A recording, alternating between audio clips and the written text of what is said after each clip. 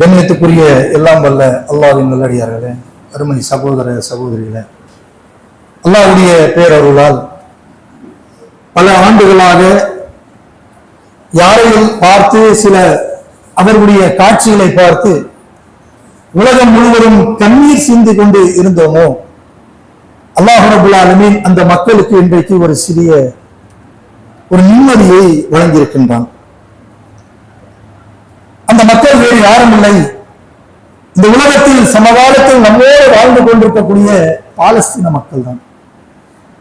பல ஆண்டுகளாக அவர்கள் தவறே செய்யாமல் சொந்த நாட்டில் வாழ முடியாமல் பல்வேறு சிரமங்கள், உயிர் பலிகள், லட்சோப லட்ச குழந்தைகள், முதியவர்கள், பெண்கள், ஆண்கள் என்று சொல்லி ஏராளமானவர்கள் மரணித்து போவதுதான் மிச்சமாக அவர்களுக்கு இருந்தது. அப்படி அவர்களுக்கு எந்த ஒரு உதவி செய்ய முடியாத மக்களாகத்தான் உலகத்தில் உள்ள எல்லா மக்களும் இருந்தார்கள். ஏதாச்சும் ஒரு உதவி செய்யணும், ஒரு உணவு வாங்கி கொடுக்கலாம் அப்படின்னு சொன்னா உணவு வாங்கி கொடுத்தாலும் அவர்களுடைய கைக்கு போய் சேராத ஒரு நிலையாக இருந்தது. இன்றைக்கு அந்த பாலஸ்தீன் எப்படி இருக்கின்றது என்று சொன்னால், அந்த இடத்தில் நாம் போய் சென்று பார்த்தால் ஏதோ கியாமத்தால் வந்து விட்டது, அல்லாஹ் அனைத்து கட்டடங்களையும் தரைமட்டமாக்கி விட்டான், இதுதான் கியாமத்தால் போல இருக்கு அப்படின்னு எண்ணக்கூடிய அளவிற்கு அந்த மக்களுடைய வீடுகள் எல்லாமே அழிஞ்சு போயிருக்கு. இன்றைக்கு ஒரு அமைதி போர் ஒப்பந்தம் சொல்லி வந்திருக்கிறாங்க. ஆனா அமைதி என்று சொல்லக்கூடிய இவர்கள் ஒரு புறத்துல இதுவேண்டு போர் நடக்காதுன்னு சொல்லி கையெழுத்து போடுறாங்க, இன்னொரு புறத்துல 5 பாலஸ்தீன மக்கள் முஸ்லிம்களுக்கு சுட்டுக் கொள்ளக்கூடிய நிலை. என்னன்னு கேட்டா, அவங்க பார்டர் கிராஸ் பண்ணாங்க அப்படி இப்படின்னு சொல்லி 1008 காரணம் சொல்லி அடிச்சுட்டே இருக்காங்க. அப்ப இவர்கள் பொய்யான ஒரு நிலையை தான் உலகத்திற்கு வழங்கி கொண்டிருக்கிறார்கள் என்பதை நாம் புரிந்து கொள்ள வேண்டும். அந்த மக்களுக்கு நாம் உதவி செய்யணும். என்ன உதவி செய்ய முடியும்ன்றீங்க? என்கிட்ட 1 லட்சம் ரூபாய் இருக்கு, நான் பாலஸ்தீன மக்களுக்கு கொடுக்குறேன், போய் சேராது.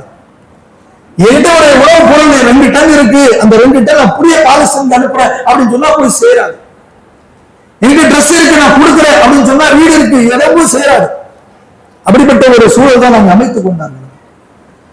என்னதான் அவங்க தடுத்து நிறுத்தாலும் எல்லாத்தை விட விலை மதிப்பில்லாத ஒரு செயல் அவர்களுக்கு போய் சேரும், அது நம் மூலமாக போய் சேரும். அது என்னவென்று சொன்னால், அந்த மக்களுக்காக நாம் செய்யக்கூடிய பிரார்த்தனை தான். ஒவ்வொரு தொழுகைக்கு பிறகு, ஃபர்லான தொழுகைக்கு பிறகு நாம் எப்படி அல்லாஹ்வுக்கு சிக்ர் செய்கின்றோமோ மறக்காமல், அதே போன்று நம்முடைய பிரார்த்தனையில் பாலஸ்தீன மக்கள், அந்த மக்களுக்காக நாம் துஆ செய்ய வேண்டும். அவருடைய கண்ணீர் துடைப்பதற்காக, அவருடைய வாழ்க்கை சுதாரித்துக் கொள்வதற்காக, அவர்களுக்காக நாம் அதிகமாக பிரார்த்தனை செய்யுங்கள். இந்த பிரார்த்தனை நாம் செய்யக்கூடிய பிரார்த்தனை யாராலும் தடுத்து நிறுத்த முடியாது, அல்லாஹ்வுக்குரியதா. அந்த மக்களுக்காக அதிகமாக கண்ணீர் செஞ்சு பிரார்த்தனை செய்யுங்க. மிஞ்சி இருக்கக்கூடிய மக்கள் அவருடைய வாழ்வாதாரம், அவருடைய செயல்கள், அவருடைய குடும்பங்கள் எல்லாம் சிறந்த முறையில் அமைத்துக் கொள்ளக்கூடிய ஒரு நிலை அல்லாஹ் ரப்பல் ஆலமீன் உருவாக்க வேண்டும் என்பதற்காக நம்முடைய ஒவ்வொரு பிரார்த்தனையில் அவருடைய பெயர்களை அவர்களுக்காக அதிகமாக துஆ செய்து அவர்களுக்கு அல்லாஹ் ரப்பல் ஆலமீன் நற்செயலை வழங்குவானாக என்று கூறி இந்த ஜுமா உரையை நிறைவு செய்கிறேன். ஆகிரு தஅவானா அல்ஹம்துலில்லாஹி ரப்பில் ஆலமீன். அஸ்ஸலாமு அலைக்கும் வரஹ்மத்துல்லாஹி வபரகாத்துஹு.